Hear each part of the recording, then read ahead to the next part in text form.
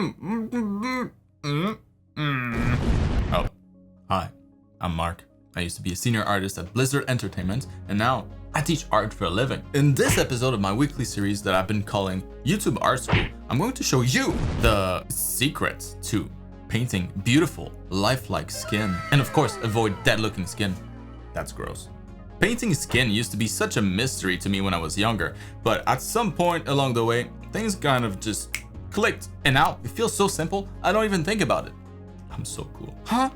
What happened, you may ask? What's the secret to painting nice skin? Let me show you, bro. It's easy. Uh-oh, let's get this class started.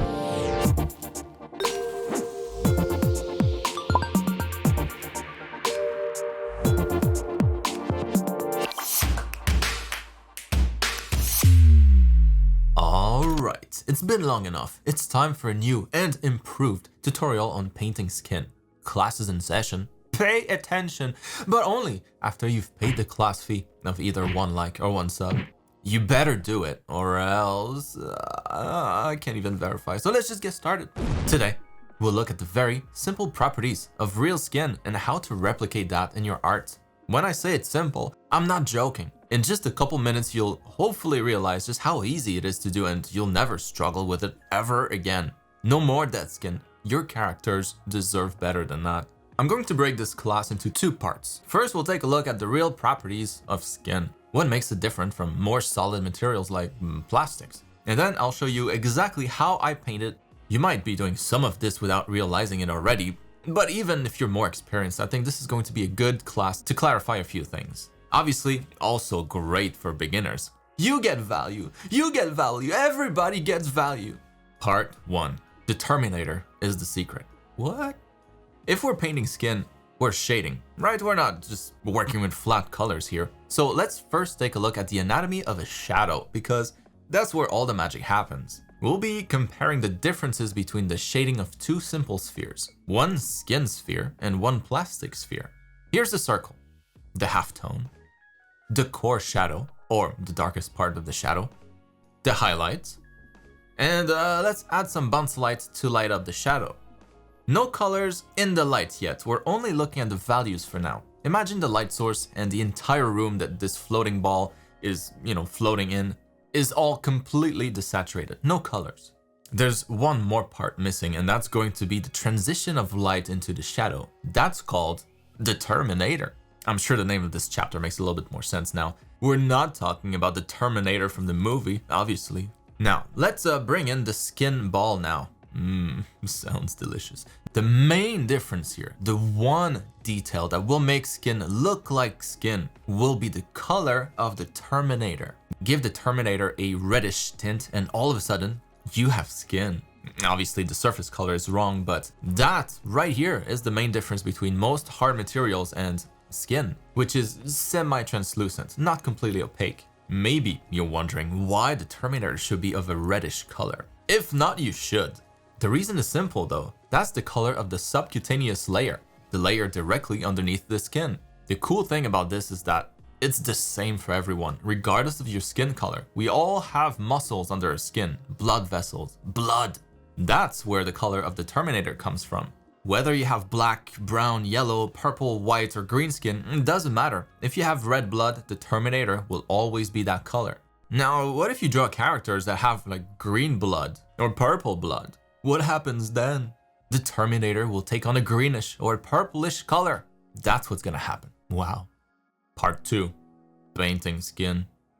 Alright, so now that we understand the basic logic, let's see what that's actually like when we paint a character's skin. Just like I did with the simple sphere in the previous part, let's slap some halftones, aka flat colors on here. That's going to be the actual skin color. Use whatever color that you want. It all works the same way. Next, let's add some shadows here. And by the way, I have other classes that you can check out focused on shading, others focused on drawing the human body, and another one showing how to study anatomy if the first part, drawing the character itself, is a bigger issue for you right now. Hell, I even have a video on line art itself. I have classes for everything, bruh. How is this all free? Links to all of that in the description below. Right, where was I? We have the flats, the shadows on their own layers. Everything should be on its own layer, by the way. Don't bamboozle yourself. Alright, now the shadows are done. very quickly, but that should do the trick. What are we missing? We have our mid-tones, the skin color. We have our shadows. We're missing the highlights. But first, let's take a look at what we have so far here in terms of the colors. So I have a few examples, and the first one here being the actual drawing. So the first observation would be that the base skin color, or the halftone that we choose for our skin, should be pretty desaturated. So you don't want to go completely desaturated because then it's just going to be gray. That doesn't look too good. So at least keep it a little saturated if you want like an undead skin or something like that. But so the shadows are going to be significantly more saturated. All I ended up doing really is grab the same color and then slap it on top of itself in multiply mode. If we look at my layers right here, I have my flat colors at the bottom, my shadows on top, set to multiply. But if I remove the layer style here, well, as you can see, if I color pick this shadow color, it's the same as my base skin color. It's just that it's multiplied on top of itself. And so the result is that. Slightly more desaturated halftones, slightly more saturated shadows. Now there's one color for which this does not work, and that would be yellow. Because yellow on top of itself turns into a poop color. Nobody wants this.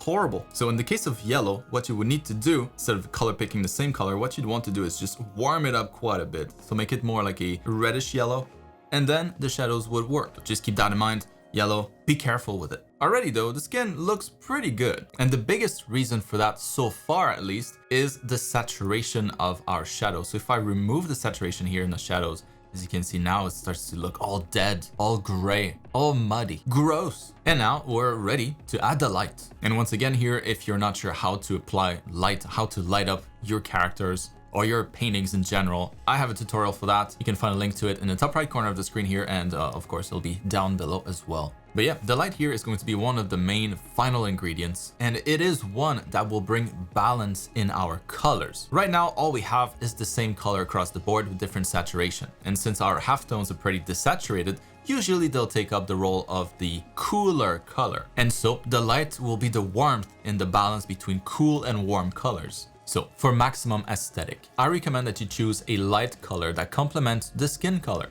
If your base skin color is a cooler color, like in my case, use a warmer light, like a light desaturated yellow or orange. If your skin color is warmer, then use a cooler light, like a very light blue. If it's all the same color everywhere, that's not aesthetic, and it's not legal. Now wait a minute, something is missing. Let's tint the Terminator with a reddish color. You can either do this manually, like a total loser. Just kidding. I do this a lot myself. There you go. But you can also get it for free with a quick layer style in Photoshop.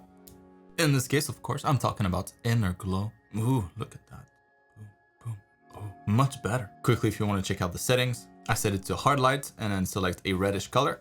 And then the opacity is going to depend of the skin color. So for darker skin, you might want to crank that up a little higher. For lighter skin, a little lower. Magic. But yeah, once again, and that shows you the importance of having layers. So of course, the inner glow effect is applied to the highlight layer. And what's cool now is that you can, change the opacity of everything independently. But more importantly, tinting the Terminator, I think, makes all the difference, especially with this one here that might be a little bit more desaturated, the one on the right. You add it and suddenly everything feels alive. And before that, kind of muddy, almost like a clay sculpture. But then you let the blood flow. And yeah, even though I cheated a little bit here using Photoshop layer styles, this doesn't take much longer to draw manually, but it is dependent on you having pretty decent shading. So there you have it. Skin color. What do we learn? Basically, we want to have variety in our colors. The shadows and the highlights should not be the same color. One should be warm, the other one should be cool. And making sure that we have a reddish Terminator to bring even more richness to our color palette. And that's the end of this week's class. You see, I wasn't lying. Skin isn't so hard after all once you understand the logic behind it, especially since this works across the board for all kinds of skin colors. I hope this was helpful. You better paint beautiful skin from now on. You have no excuse. Once again, check the links to the other classes that I mentioned earlier in the description if the steps before getting to the skin coloring parts are the more problematic ones. These other classes are all pretty popular and I'm proud of them. Oh, also, if you want to practice painting skin, you can download a handy practice pack from my store with a bunch of liner drawings and other goodies to use as base drawings, all free as well. is this Christmas. Tag me on social media like Instagram and Twitter if you end up using any of it. I'd love to see what you create. Now, as usual, if this video was helpful, share it with your artist friends, share it with your best friend's mom, and make sure that you hit that bell button to be notified as soon as next week's videos.